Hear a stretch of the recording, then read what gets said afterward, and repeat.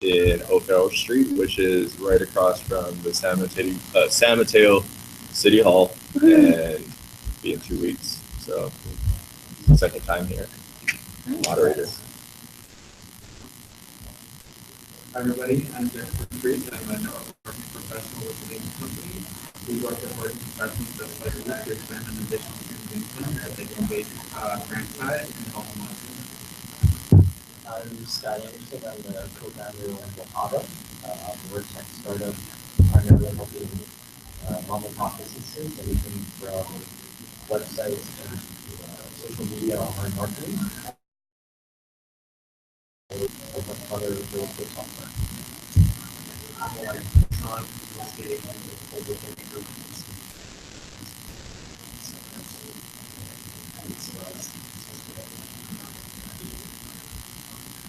So my name is Enpo.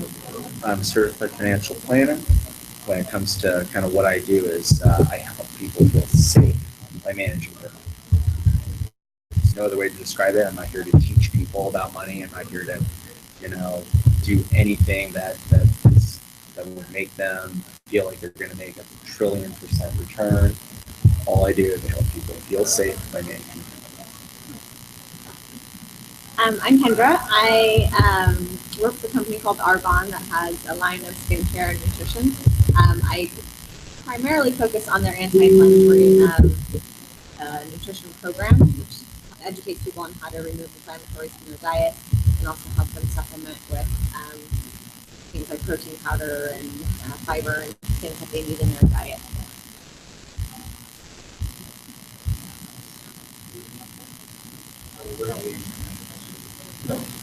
Well, I mean, I'm just making sure, like giving the last text, but no, we have to be in now. Yeah, no. Let's start.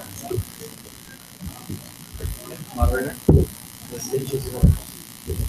So I'm very unfamiliar with what my role is as the moderator, as far as what to expect. Start the discussion.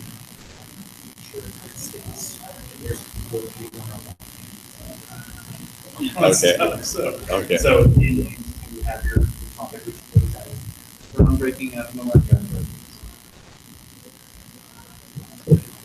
And what's your opinion about it, and basically, and then you open for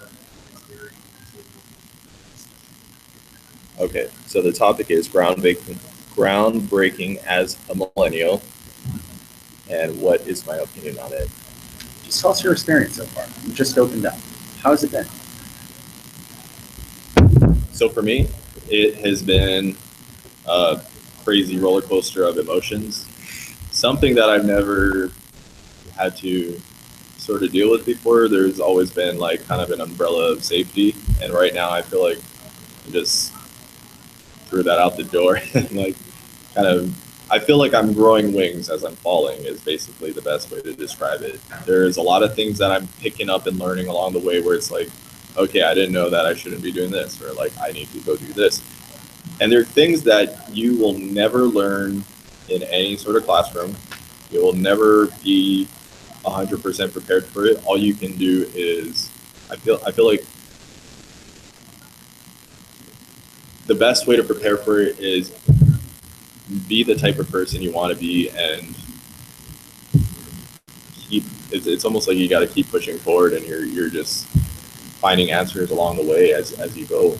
It's cool. I like it. I think it's really cool, but it's been a roller coaster of both ups and downs, and sometimes I feel like I'm going crazy, and my girlfriend tired of me, and then I come here and I like smile.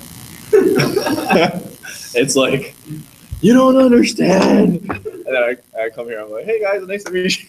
It was like, you don't understand. No, it's cool. It's not that crazy, but it is a lot more difficult than I guess I was thinking in my mind it would have been.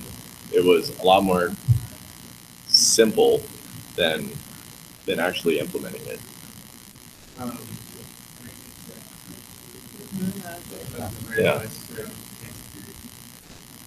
Yeah. So how have you been, because you're about to open your chiropractic office, and I know that when I met you through Madeline, basically with everybody. Yeah. And I know that you're trying to get your business started and basically getting to know more people for how I was back then. Because I mean, that's how it's groundbreaking. You're basically coming to a brand new market Mhm. as millennial, Yep. as a chiropractor. Uh huh. So, with that being said, I feel like right now I'm meeting a ton of people and it's awesome. But I also feel like there's never enough time. It's always like, wait, like, oh man, the day's done already, and I'm not done with what I need to do. And I'm sure you guys have experienced this before, maybe in the past or now, or possibly in the future. But it's one of those things where it's like the day ends, and I'm still thinking in my mind like, well, I didn't get this done, I didn't get that done, and like I need to meet more people and like this. And it's like it's nice to have that fire underneath me where it's like I love connecting with somebody, but I feel like there's never enough time where it's like I really got to meet you. It's like, sorry, it's just my time is precious. You get what you get, and then like you get snippets along the way because it's that's kind of how it has to be. It's like you meet somebody, you give them a few, yeah, you give them like some of your time, and then you meet another person, and then but it's cool. I really enjoy it. I really, really love meeting people. I really, really love connecting with people. And some people I don't want to connect with, but like you don't really know that until you're at least giving the chance to know somebody, to at least meet them, give them that initial like, hi, I'm this person. They're like, hi, I'm this person. But So I just want to ask James a question actually, because you were the only person who talked to Sandy for very long. Could you tell us a little bit about her? Because we actually didn't have her introduce herself. Yeah, so she is actually works for a tech company. Basically, kind of caters for the small business owners, just like Scott Anderson, but mainly towards tax services. Instead of paying like $200 a month for an accountant to come into your office and do your paperwork, whatever, she actually pays her company an hourly rate, and they can just come in and do whatever you exactly need and customize for your small business. Outsource CFO. That is the perfect word that you described because it's very collaborative. nice. Okay. Okay, perfect. Sorry, I just wanted to make sure that I So yes, meeting people is great, and I love networking, and I love the fact that even within, like, say, the chamber, there is a smaller group which I can dive into because I feel like it's easier to grow from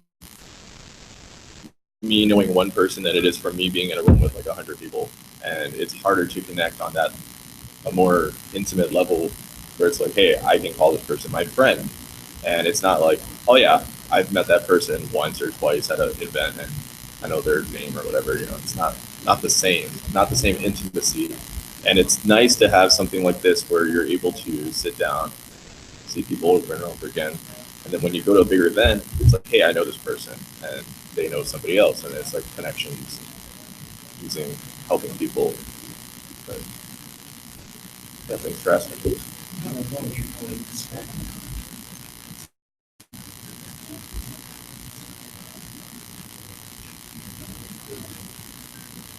Super superficial. Exactly. Just because you need to know what you do.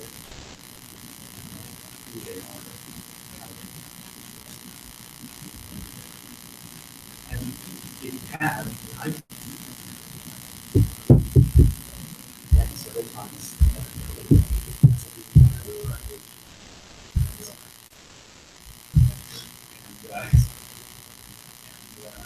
I got lots of for business.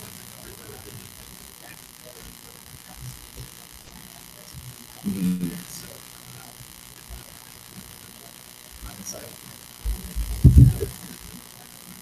Yeah.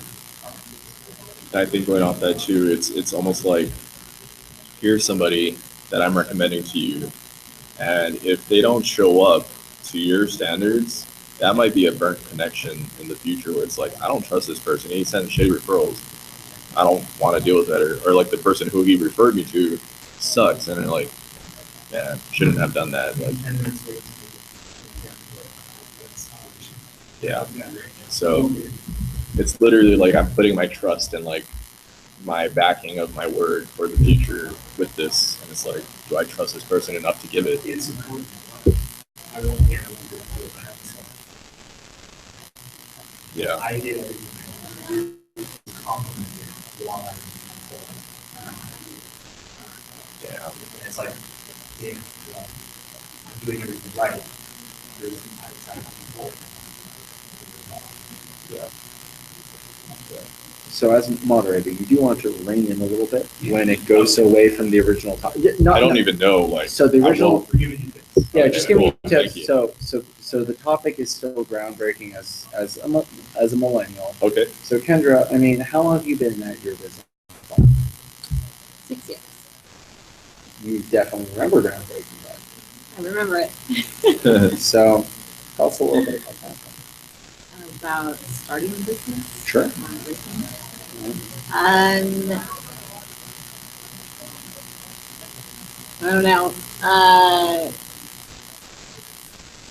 We're talking about networking. Well, how about like this, like the uncertainty or peril of getting things that feel. And we all- Or challenging, and then the fear of being loud and the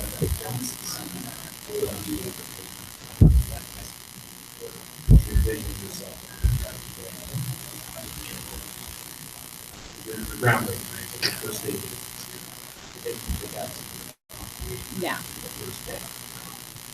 Yeah. I mean, I think the fears and the doubts are a constant thing for all 6 years. I mean, they evolve, and you get yourself in a situation, you start making more money, having more clients, and then there's the next goal. And then you get better and better, and you have more of a track record that you're going to work through it, and you're going to build, and you're going to, get over your hurdle. But I think that's, I actually had less fears and hesitations in the very beginning than, I mean, not now, maybe it's a nice bell curve type thing. And I feel like I'm on the other side of the big ones, because again, I have a lot of time in it, and faced rejection countless times, and it just rolls right off now, and I don't, I have someone that's just huge lip service, just keeps telling me she's going to join my business, and to the point where other people on my team get excited, and I'm like, she's not doing any business until she signs up and orders something. She can say that, but then she'll flake on something, and then she'll show up. She'll drive a whole hour to be somewhere, and I'm totally just like detached from it. It's like, oh, isn't that interesting? Look at you. You're super flaky, and then you're super on it, and I'm just gonna be over here showing you what to do. Yeah. And hopefully you work through your stuff and come over here. I think the bell curve actually is really how, so I don't think there was this intense, to me, the nutrition program solved a huge injury problem that I was suffering from. So that was a natural fit, because I knew I was going to be talking about it already. So taking it on as a business was a no-brainer to me. How big I wanted to make that business and make it my sole income, I think that's kind of where the bigger implications come in. Talking about that then, did you work for a bigger company before, or did you always, were you always like an entrepreneurial shit? It's been, I was doing some fitness training at the same time. So I just did, and I still do a little bit, but it's kind of become less and less fitness and more Arbonne. So, but pretty much, even if I worked for Bally's in the very beginning, it's still an element of my schedule. It's the packages that I sell, it's the appointments that I set, so probably like most of you, I can't do a boss type of situation very well. Is that kind of fit with everybody? Most not entrepreneurs usually are that way.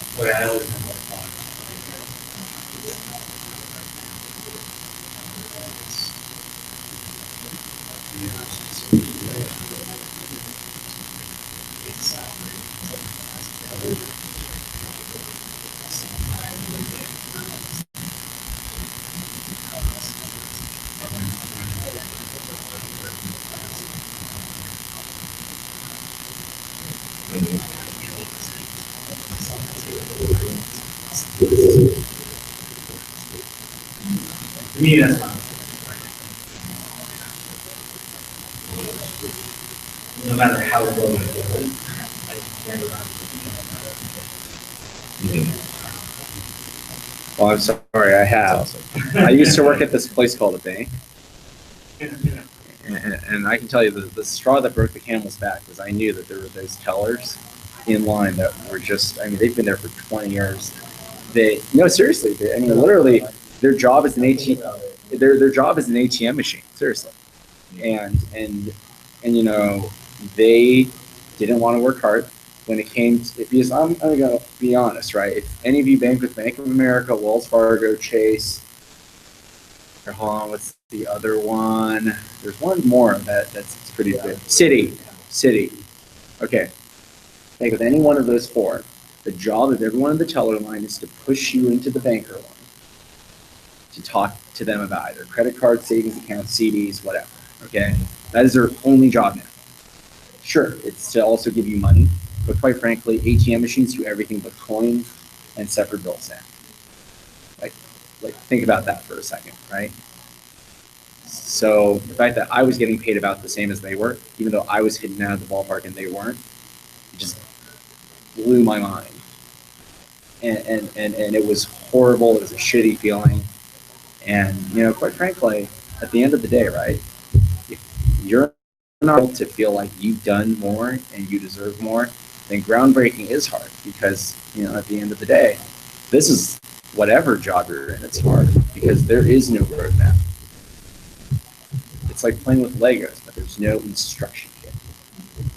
You're given a big barrel of stuff, and it's like you grab the Harry Potter set, you grab the Star Wars set, you grab all these sets, and that's like you in college and high school. And then they threw it all into a big bucket.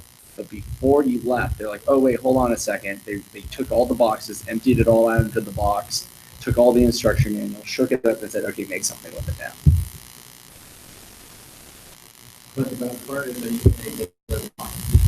And you can how big you want it. I mean, it's something that's small and maybe lost, but it's really exactly